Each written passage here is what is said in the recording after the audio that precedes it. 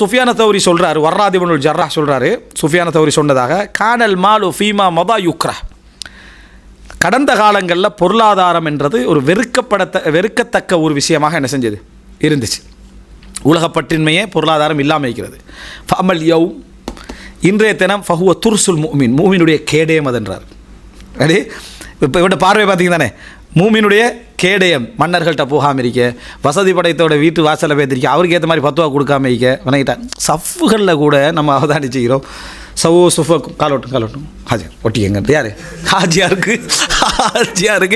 ஒட்டிக்கங்க, என்னடா முகம் ஏண்டா மாறிச்சு அப்படி பார்த்தா இவரா முகம் மாறிச்சு, அவருக்கெல்லாம் கால் ஒட்டிக்க சுண்ணத்தை அப்படி, இவருக்கு சுண்ணத்தே மாறிட்டு எங்கிருந்து வருது, அவர் அப்படி நினைக்கல, அவர் இவர் நொந்துருவார், இவர் மோசம் ஏதாவது கடிஞ்சிருவார், பள்ளி தலைவர் வேறு நிர்வாகி வேறு, இந்த சிந்தனையால் தான் அப்படி சொல்கிறாரு, அவர்கிட்ட வலிஞ்சு போகல. ஆனால் ஏன் மாறுது, அந்த அந்த ஸ்டைலையே மாறுது, அவர்கிட்ட சுண்ணத்தை அடித்து சொல்கிறது விளங்கிட்டா, இவர்கிட்ட அதே சுண்ணத்து இவர்கிட்ட கெஞ்சிற மாதிரி அப்படி வருதா இல்லையா.